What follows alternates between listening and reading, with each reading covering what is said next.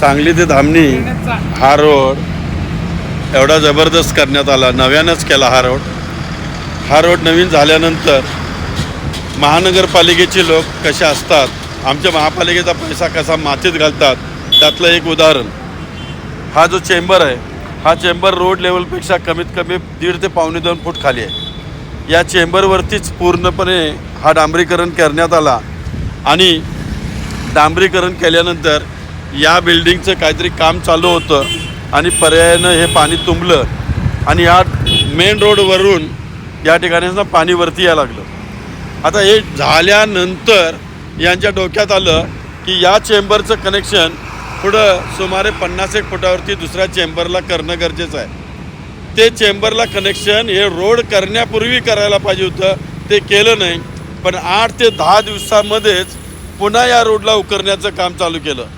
म्हणजे महानगरपालिका जनतेचा पैसा मातीत घालतोय, मी नेहमी बोलतोय, आणि आजसुद्धा हे मातीत घालायचं काम चालू आहे. आता हे कनेक्शन करायला सुमारे 2 ते 2.5 लाख रुपये खर्च येणार आहे, कारण याला अंडरग्राऊंड करायचं आहे. त्यासाठी मशीन आलेली आहे आणि मशीन या जे पलीकडं पत्र्याचं शेड आहे याच्या पलीकडं लागलेली आहे.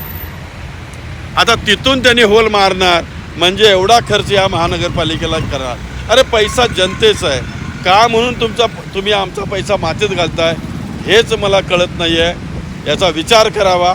एवढंच मी रोज एक नवीन विषयाच्या माध्यमातून आपल्याला विनंती करतो. धन्यवाद.